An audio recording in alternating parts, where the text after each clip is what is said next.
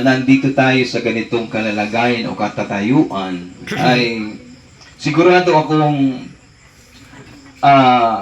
naririto yung mga salitang pangungulila. Amen po ba? Salitang paghihinagpis. Amen? Salitang kalungkutan o salitang siphayo, sakit o sakit o pag-aalala. Ang salitang kaya ko pa kaya ang mabuhay nang wala siya at mag-isa ay pwedeng dumating sa kanya. Amen? At marahil siguro po tayong lahat ay nakaranas pong mawalan ng ating mga mahal sa buhay. Ako po ay nakaranas po ng mawalan ng aking ama, mawalan ng aking asawa, yung una kong asawa, dahil ako'y biyudo po. At sa time nung aking tatay po ay namatay, masasabi ko po na nasa maayos po na pagbilisan itong si Joseph. Siya'y pumanaw na nasa maayos, na witness siguro lahat o na saksihan ng mga mahal sa buhay yung kanyang huling hininga. Ang tatay ko po ay pinatay, pinugutan ng ulo. Ang tatay ko po ay almost beheaded na po ito. Itong balat na lang po sa likod para tuluyang pong maghiwalay na yung kanyang ulo at yung kanyang katawan. Ang sugat niya ay 8, isa dito sa liig, isa dito sa baba, at 6 po dito sa dibdib. Kaya hindi ka talaga bubuhayin. Kaya masasabi ko pong nasa maayos na kalagayan ngayon, higit sa lahat ng sinabi ng kanyang tiyuhin na siya ay nakatanggap sa ating Panginoon. Sapagkat yun po ang napakahalaga po. Na ako naman po'y naniniwala po siguro na kapag ang tao po ay nasa bingit na ng kamatayan, ay marami pong tumatawag po sa Diyos. Amen po ba? At maganda po yung ganoong senaryo ng buhay ng tao. Na kapag nararamdaman na ng isang tao o parang nakikita niya na parang siya ay hindi na magtatagal, ay nagkakaroon siya ng realization sa kanyang buhay. Amen? Nagkakaroon siya ng inventory sa kanyang buhay. Ako po ay bunga rin po ng pinagaling ng ating Panginoon. Ako po ay nakaranas din po nung ako po yung magkasakit sapagkat ang inyo pong abang lingkod. At alam niyo po ba na meron pong tao na siyang ginamit ng ating Panginoon kung bakit po ako nakakilala sa ating Panginoon. At wala pong iba, kundi po ang inyong kamag-anak na si Brother Efren Silva.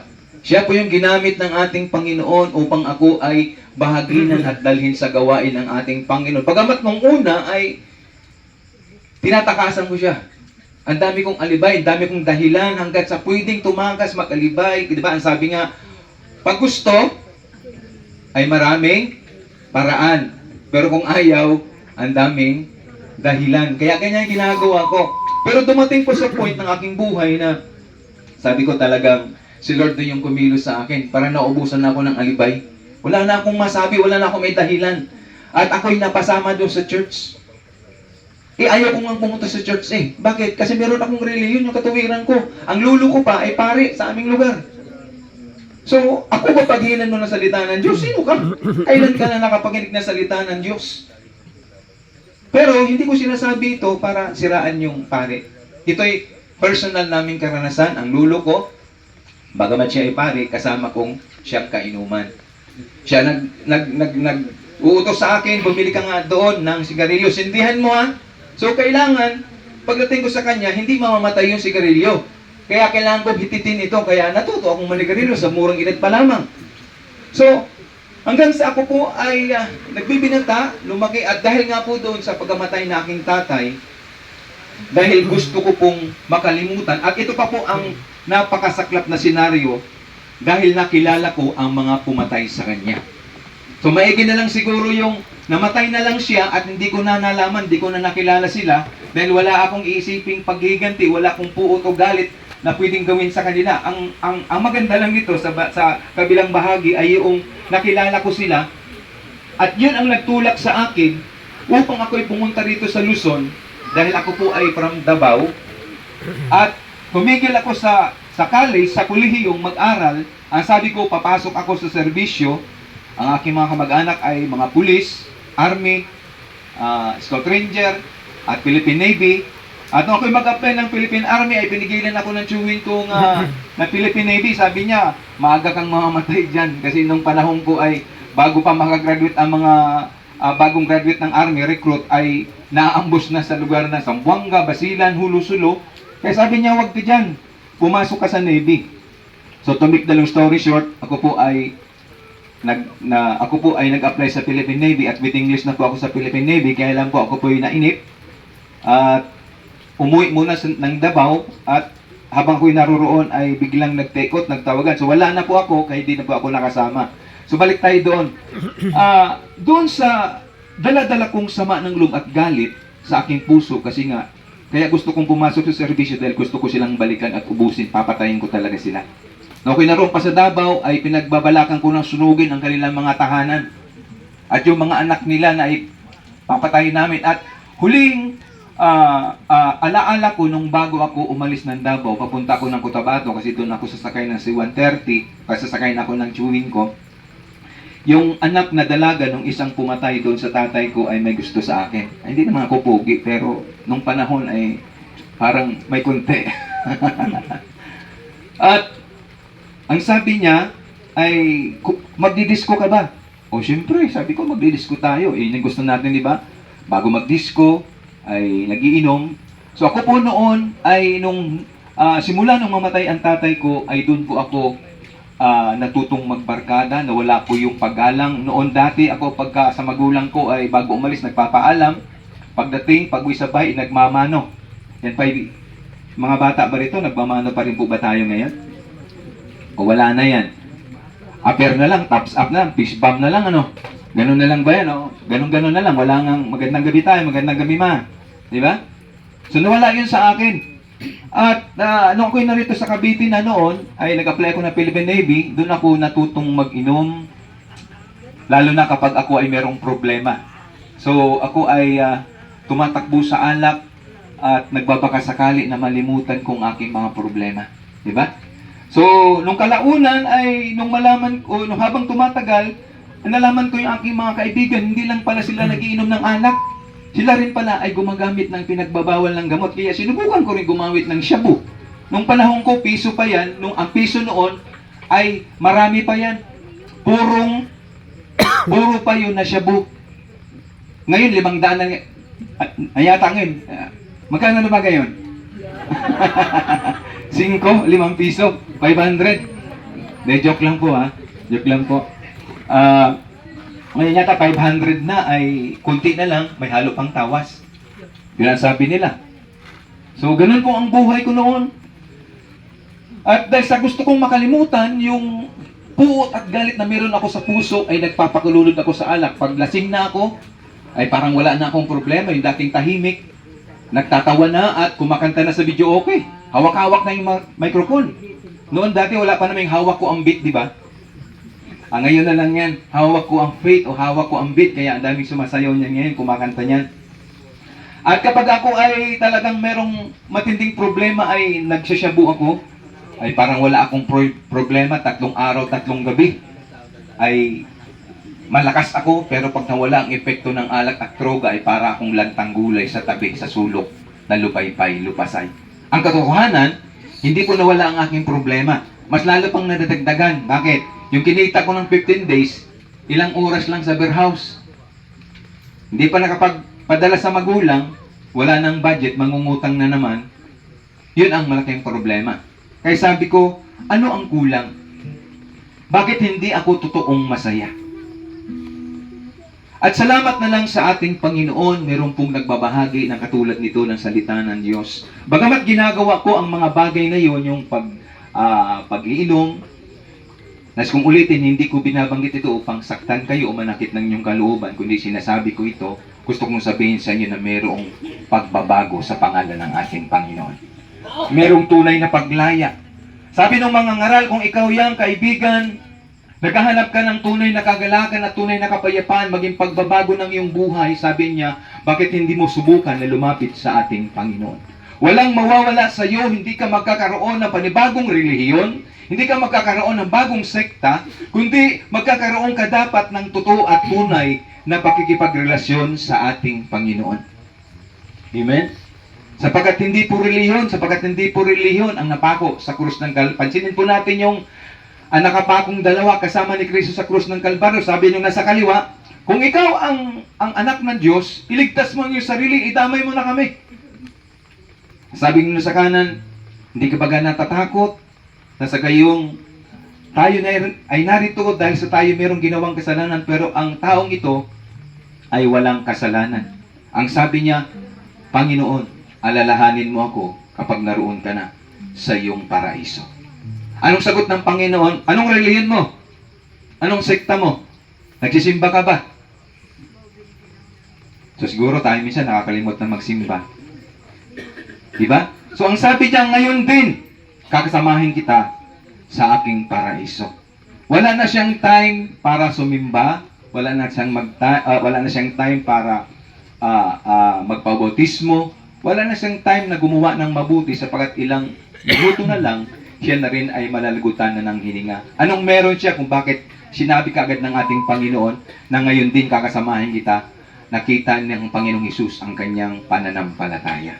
Amen? Ang sabi ng John 3:16, sapagkat gayon na lamang ang pag-ibig ng Diyos sa sanlibutan. Kaya ibinigay niya ang kanyang kaisa-isang anak, bugtong na anak na si Jesus, upang ang sino mang sumampalatay sa Kanya ay hindi na mapapahamak kundi magkakaroon ng buhay na walang hanggan. So tayo po ay kandidato po sa pagkapahamak sapagkat sabi ng Roma 3:10 na lahat ng tao ay hindi nakaabot sa pamantayan ng Diyos. Roma 3:23 sapagkat ang lahat ng tao ay gumagawa ng kasalanan at walang matuwid, wala kahit isa. At ang sabi ng Roma 6:23, sapagkat ang kabayaran ng kasalanan ay kamatayan, ngunit ang kaloob na walang bayad ng ating Panginoong Hesus ay buhay na walang hanggan sa pamamagitan ng ating Panginoong Hesukristo. Kaya mga kaibigan, ang pagtitiwala o pananampalataya, ito po ang siyang magiging daan upang ating pong maranasan, matanggap ang inaalok ng ating Panginoong Hesus na buhay na walang hanggan. At salamat, napatanggap po ni Brother Efren si Joseph. At yun po ay tinitiyak ko po sa gabing ito na kasama na siya ng ating Panginoon sa kanyang kaharian. Dahil ang sabi niya, ang sino mang sumampalataya sa Panginoong Hesus ay hindi na mapapahamak kundi magkakaroon ng buhay na walang hanggan. Ang katotohanan po sa tao, tayo nilikha ng Diyos mula sa alabok. Sinong naniniwala doon? At tayo babalik din sa alabok. Katulad ni Joseph, ilang araw lang yan sa kanyang libingan ay mawawala, maagnas, o mawawala yung kanyang pisikal na laman. Pero ang sabi ng Biblia ay ang katotohanan, bagamat tayo nilikha mula doon sa alabok, tayo babalik doon. Ngunit merong magandang mabuting balita ang ating Panginoon. Bagamat sa ganitong sitwasyon ay merong sipahayo, may kalungkutan, merong pag-alala, merong sakit, merong kabigatan sa puso't damdamin, merong takot. Pero isang salita lang ang maganda nating marinig, yung move on. Move on, brother. Move on, sister. This is a moving day. So madaling sabihin yun na move on ka. Pero doon mismo sa mga naiwan ay hindi ganun kadali yun. Amen? Kailangan po natin natapikin ang kanilang balikat. Nandito lang ako, itutulak kita. Hindi. Nandito lang kami. Huwag kang mag-alala, huwag kang matakot sa buhay. Hanggat kaya namin ay susuportahan ka namin. Yun po ang totoong pagpapakita ng pagsuporta, pakikidalamhati sa mga naiwan o naiwanan ng mga mahal sa buhay. Hindi po madali yan dahil ako po noon ay ang hirap kong tanggapin. Di ko kayang tanggapin. Di ba? May kanta pa nga yan. Na mawawala ka na sa akin. Si April Boy Regino. Kasi ang hirap, ang bigat. Hindi natin alam kung gaano katagal sila makamove on. Pero ang mabuting balita, ito pong maganda. Bukod sa buhay na walang hanggan, ang sabi ng Mateo 11:28, ano sabi doon? Magsiparito kayong lahat sa akin, kayong lahat na nangapapagal at nangabibigatang lubha.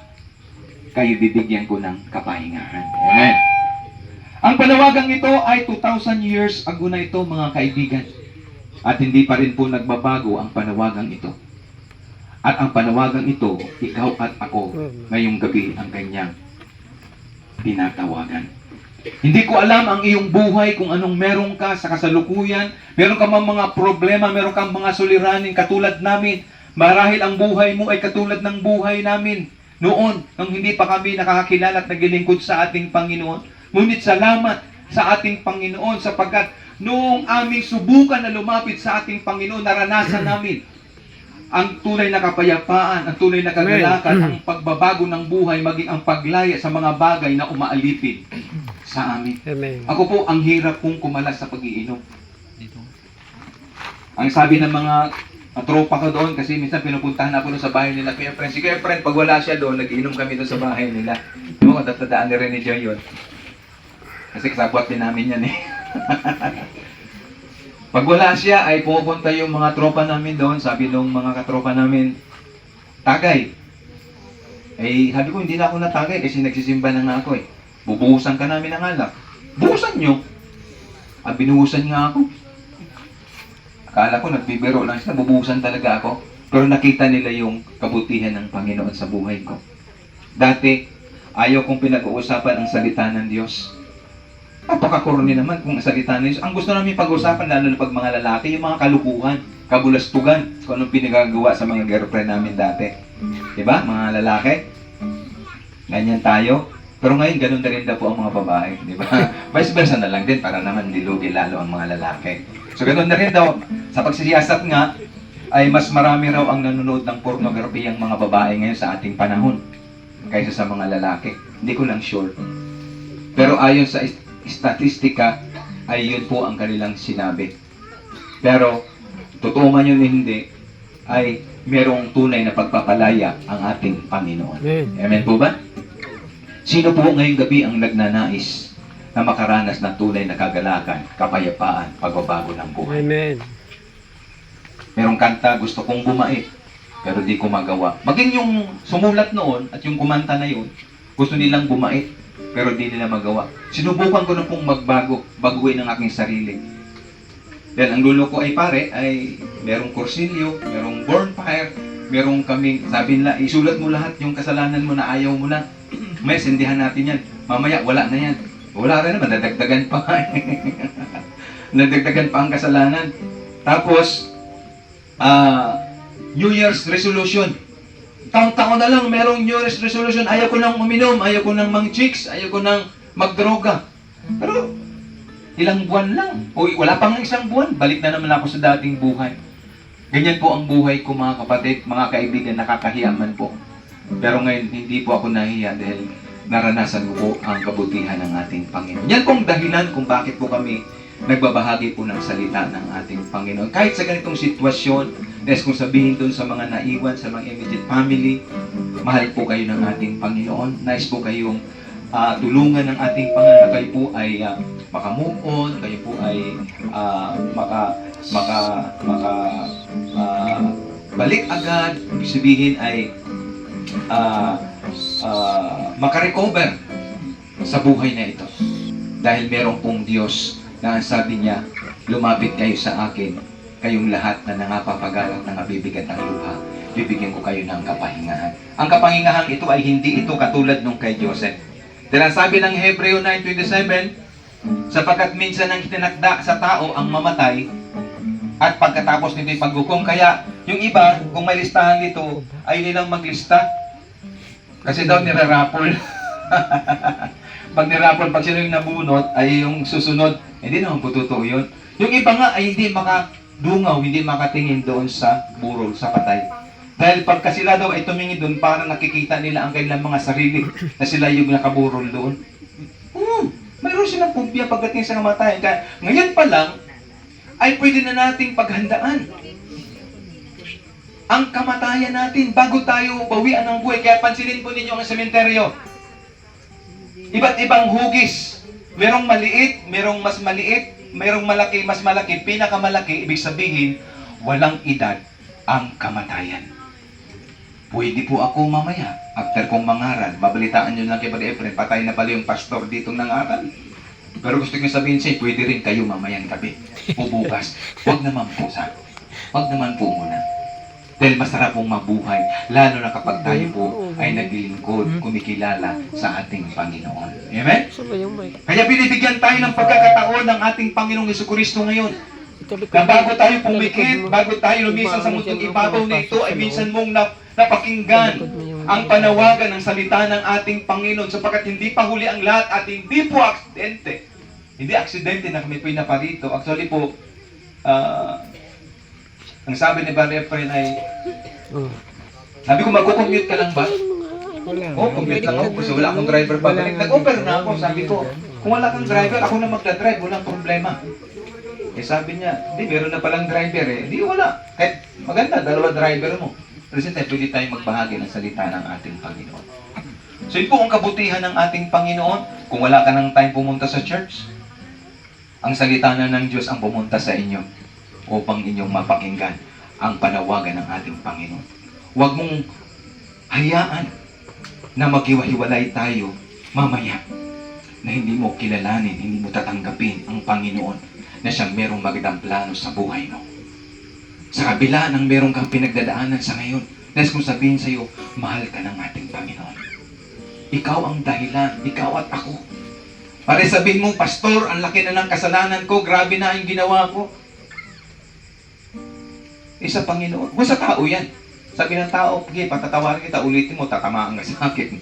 Pero ang Diyos, sabi niya, kung ipapahayag mo sa iyong mga labi ang iyong kasalanan, ang sabi ng Panginoon, siya ay tapat at banal upang ikay patawarin sa iyong mga nagawang kasalanan at linisin sa lahat ng ating mga nagawang kalikuan.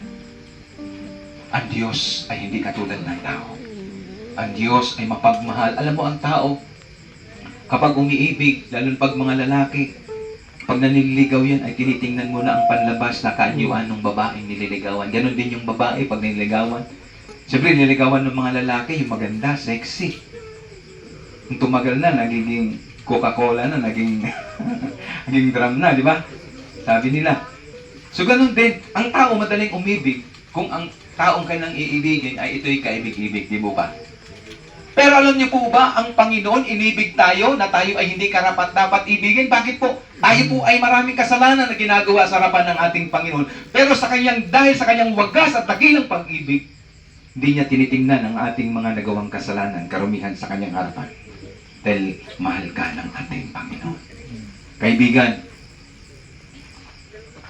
huwag mong hayaan na umalis ka sa lugar na ito na hindi mo tatanggapin ang ating Panginoon sapagkat hindi mo hawak ang iyong buhay. Mong sabihin, Pastor, malakas pa ako, bata pa ako ngayon.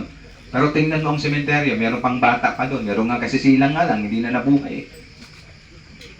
Pastor, malakas ako, malusog ako, marami akong vitamins, marami akong ano. Pero ito ang sasabihin ko sa iyo, hindi ko alam, hindi mo alam kung hanggang kailan na lang ang iyong buhay. Ang mahalaga ngayon, ang sabi niya, ang sino mang sumampalataya, tatanggap sa Panginoon ay merong buhay na walang hanggan. Amen. Amen po ba? Sino po hanggang nanais na tanggapin ang ating Panginoon ngayong gabi? Amen. Amen po ba? Meron pa, salamat po. Brother Gado, talagang tinaas ka agad yung kamay. Sa mga kaibigan pa natin dito, kung sino tanggapin ang ating Panginoon, praise God, Amen. salamat po sa mga kamay na yan. Praise God, salamat po. Hindi po relihiyon, dahil wala pong binabanggit na relihiyon. Di ba? Wala pa akong binabanggit. Kamaging yung mga kasama ko kanina na nagsasalita dito, wala kaming binabanggit sapagkat hindi relihiyon ang nais namin gustong dalhin sa inyo at ipakilala sa inyo, kundi ang ating Panginoong Hesus. Amen. Ang sabi na John 14:6, siya ang daan, katotohanan at buhay, wala makaparoon dun sa Ama maliban sa Kanya. Paano makakarating yung nasa kanan? Ang sabi niya, Panginoong Hesus, alalahanin mo ako kapag narong ka sa paraiso. Ang sabi ng Panginoon, ngayon din, kung ikaw ay magpapasya ngayong gabi, na ipapahayag mo sa Panginoon na gusto mong pumunta roon, sabihin din siya ng Panginoon, ngayon din anak, kakasamahin kita sa aking paraiso. Amen. Bago tayo pauwian ng buhay, ang iba sa atin dito, maedad na, matanda na.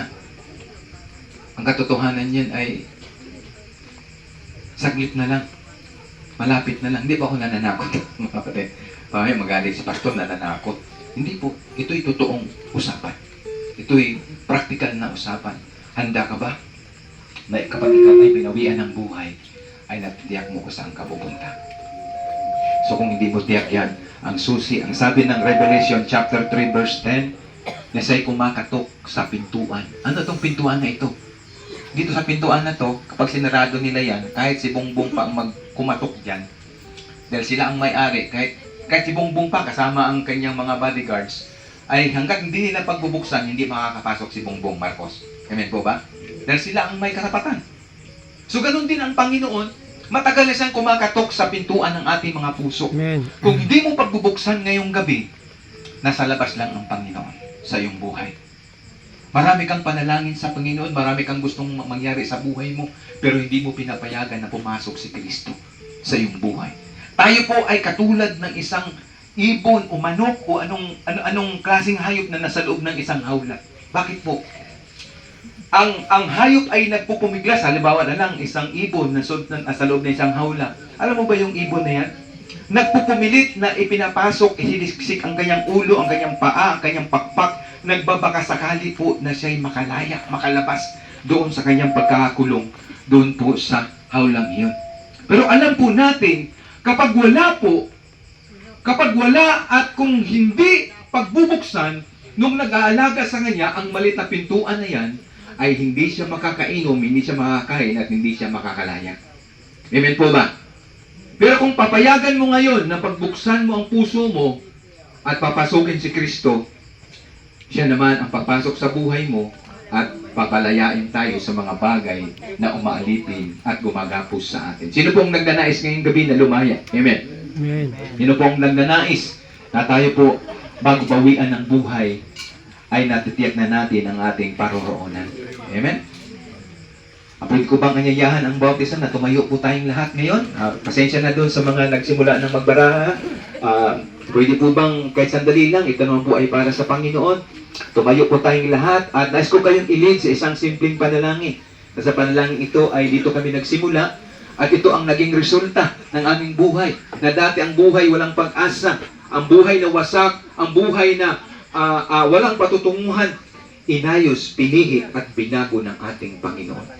Kung nais mong maranasan ito sa iyong buhay, wala kang dapat gawin kundi ang kilalanin, tanggapin, isuko ang buhay, ipagkatiwala sa Panginoon. Amen. Ang ating mga buhay. Yes. Yan po ang aming ginawa at hindi po kami nagsisisi na ginawa namin ito sapagkat ito ngayon ang resulta. Dati, ang buhay, nagiinom, nagbibisyo, nababay, nanonood na malasang panoorin, yan po ang buhay ko. Kapag may bisyo ka, pag wala kang trabaho, magnanakaw ka, manunungkit ka, o gagawa kang diskarte. Ako, dahil gusto kong matustusan yung aking bisyo, nanunungkit ako ng mga sinampay ng kapitbahay. Kaya pag ikaw kapitbahay ko ngayong araw, naglalaba ka, ay tinitingnan ko na yung isasampay mo. Pwede pa, kahit nga brief noon, yung mga broke na haze dati na magbago pa, 50, pwede na yan. Kaya po ang buhay ko kasi wala akong pantustos. Pero niyo po ba, salamat na lang sa ating Panginoon. Pinalaya ako ng Panginoon. Ito po, walang balak na magpastor. Pero ito ngayon, salamat sa ginamit ng ating Panginoon. Ito, nagbabahagi na ng salita ng ating Panginoon. Okay lang po ba? At tayo po'y mananalangin ngayong lahat ngayong gabi. Pakiulat niyo naman po ang aking sasabihin. Repeat after me. Isipin mo na ikaw mismo ang nakipag-usap sa Diyos. Kahit huwag ka nang pumikit, sundin mo lang ang panalangin ito. Tayo po'y mag-uumpisa na. Ganito po ang ating panalangin. Panginoong Hesus, Panginoong ulitin po Hesus, natin, Panginoong Hesus, Panginoong Hesus, na makapangyarihan sa lahat. na makapangyarihan sa lahat. Maraming salamat po Maraming salamat sa inyong mga salita sa iyong mga na salita aking napakinggan. na aking Na napakinggan. sa kabila ng ako Kabila na ako ay hindi karapat-dapat. ay hindi karapat-dapat. Maraming kasalanan Maraming nagagawa kasalanan sa inyong harapan. gagawa sa Ako'y inyo. inibig mo. Ako'y inibig mo. Ako'y iniligtas mo. Ako'y iniligtas mo. Ako po'y lumalapit. Ako'y Na lumalapit. nagpapakumbaba. Papa, Humihingi po ako humihingi ng po ako patawad ng patawad sa lahat sa ng lahat aking mga nagawang aking kasalanan. mga nagawang kasalanan. Tinatanggap kita, Panginoong Hesus, Natanggap kita, Panginoong bilang Hesus, aking Panginoon bilang aking at Panginoon sarili kong at tagapagligtas. sarili kong tagapagligtas. Pinapayagan kita na ikaw Pinapayagan ang maghari, na ikaw ang kumilos kumilos sa aking buhay. sa aking buhay. Alalahanin mo ako Lalahanin mo sa ako iyong kaharian. sa iyong kari. Salamat po sa kaligtasan. Salamat po Salamat sa buhay na walang sa hanggan. buhay na Ito po ang aking ito ang panalangin aking panalangin. sa pangalan ni Jesus. Pangalan ni Jesus. Sa pangalan ni Jesus. Pangalan ni Jesus. Amen. Amen. Okay po. Pwede na po makaupo. No? Kung ikaw po ay sumunod sa ganoong panalangin, binabati kita. Dahil ang sabi ng 1 John 1:9, kung ipapahayag mo sa iyong mga labi ang iyong mga kasalanan, siya ay tapat at banal upang tayo'y patawarin at pakalinisin sa lahat ng ating mga nagawang kalikuan.